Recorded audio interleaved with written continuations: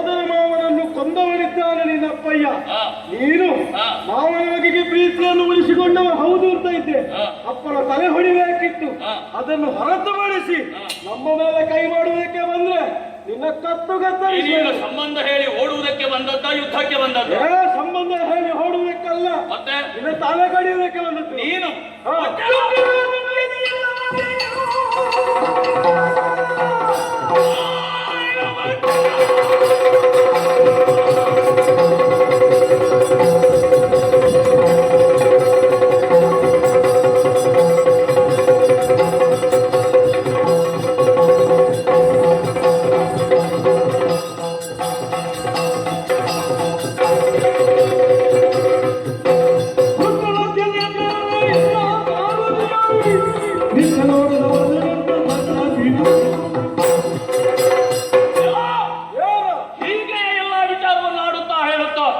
ನಿನ್ನವರೆಲ್ಲ ಬದುಕುವ ಯೋಚನೆಯನ್ನು ಮಾಡಿದ್ರು.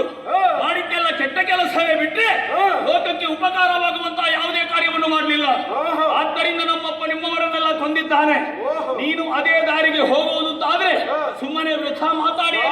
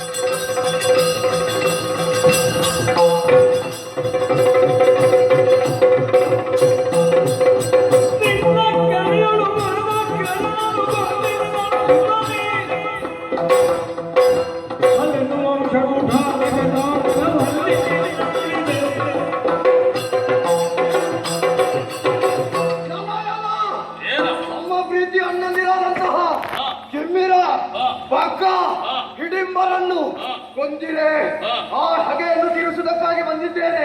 ನೀವೇನು ಬೇರೆಯವರಲ್ಲ, ನಮ್ಮ ಜಾತಿ ಬಾಂಧವರಿದ್ದೀರಿ. ಈ ಕಾಲಕ್ಕೆ ಕೌರವ ಪಕ್ಷವನ್ನು ಸೇರಿಕೊಂಡು ಅವರನ್ನು ತಂದಿದ್ದೇವೆ, ಅವರನ್ನು ಕರೆಸಿಕೊಂಡಿದ್ದೇವೆ. ಆದರೆ ಅವರನ್ನು ದುರಮುಖಿಯಿಂದ ಸೋಲಿಸಿದ್ದೀರಿ. ರಾತ್ರಿಯ ಕಾಳ ಸಮರ ಧೈರ್ಯವಿದ್ದರೆ